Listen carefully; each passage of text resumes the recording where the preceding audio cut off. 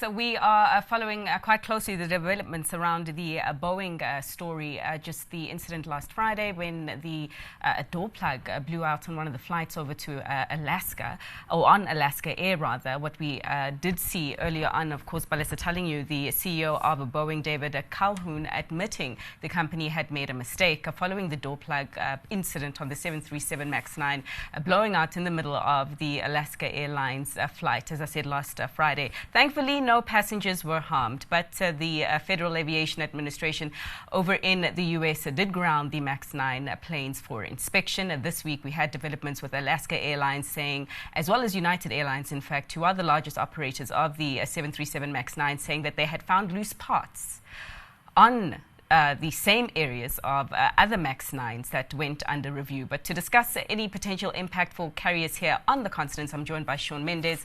He's the former aviation executive over at SeanMendis.com. Sean, thanks so much for your time. So I suppose, shooting straight to the point, should African travelers be worried, travelers that know that they're on a Boeing plane in the continent?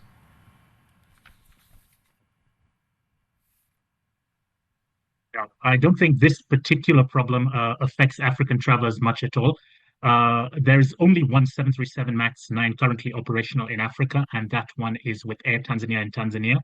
All the other 737 MAXs, like the large fleet that Ethiopian Airlines operates, is a 737 MAX 8 variant, which does not have this particular plug type door installed. The reason, the actual problem with this is that the 737-9 is a much larger aircraft than the 8, so there needs to be more doors to allow passengers to evacuate in case of an emergency. However, some airlines which have, larger business classes or similar don't actually need to have that door active. As a result, Boeing replaces where that door was with a fixed plug. So basically like a sheet that doesn't open and close, and that is just effectively opaque to the passengers. The fastenings for those plugs, that is what is causing the problem right now. The plug somehow blew off the aircraft when, in the case of the Alaska Airlines incident, and when these checks had been done by the other airlines, they found that the bolts holding that plug in place to the fuselage frame had been loose. So that essentially is where the problem comes in, but it does not affect the vast majority of 737-8s, which are operating in Africa, as those do not have this requirement for that plug door. Sure. So if you were the CEO of Tanzanian Airlines right now, the only airline or the only carrier, as you say, that has the 737 MAX-9, and you were looking at this news and you saw the fact that Alaska Airlines as well as United had also found similar problems to the plane that had to be grounded on Friday, what would your response be? I'm just trying to deduce how Tanzanian Airlines is likely to respond to this incident. Well, I think the same, whether you're running a fleet of 1 or running a fleet of 100, the steps you need to take are going to be the same, which is to ensure that to specifically counter a recurrence of this incident, you've got to look at the root cause of this incident, which at this time appears to be some sort of issue with the mechanism that keeps that plug in place, and inspect it and ensure that your particular aircraft, whether it's 1 or 100 of them in the fleet, does not have that same issue, whether that is a loose bolt or a broken fastener or whatever the final investigation will show up. So Boeing's initial guidance, for an inspection was that this would be about a 4 to 8 hour inspection. You've got to take some panels out, you've got to look at it, you've got to test the tightening and put the panels back. This may be changing. The FAA said they're going to review Boeing's instructions to see if that's enough.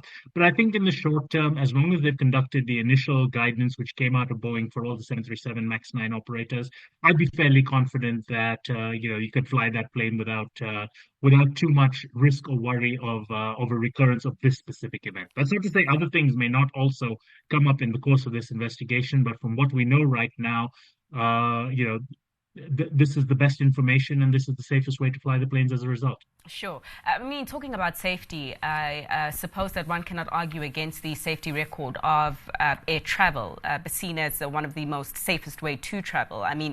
Accidents and all that are a rarity. Of course, when they do happen, sometimes they can be gravely devastating. And I want to circle back to the dominance of the MAX 8 that you did mention is dominant in Africa, perhaps even other parts of the world.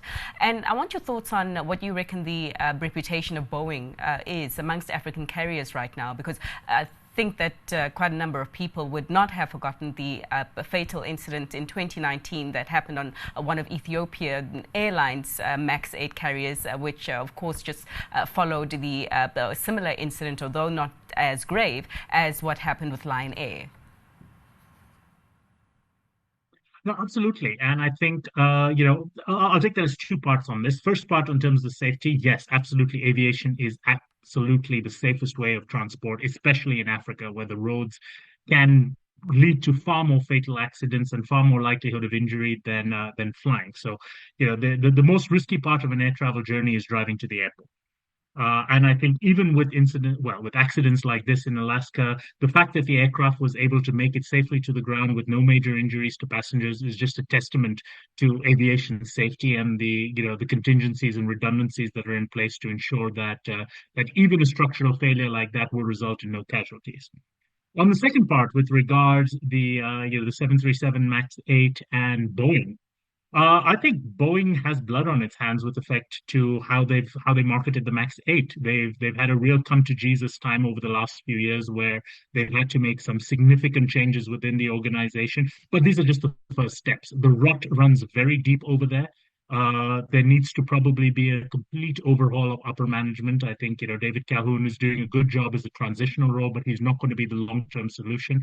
I think Boeing's going to need a lot more changes, and specifically in Africa. I mean, I've been a customer of Boeing in Africa, and they treat Africa as an afterthought. They are very condescending to African airlines. They try to tell you that you should buy our planes because of this reason, rather than asking you, what can we actually do for your needs? And they build good aircraft, but I think there have been enough questions raised about Boeing's engineering abilities and Boeing's other motivations over the last few years that these questions have to be asked by African airlines, and hopefully Boeing will be able to correct the deficiencies and come up with, once again, a safe and reliable product that we've gotten used to Boeing for so many years.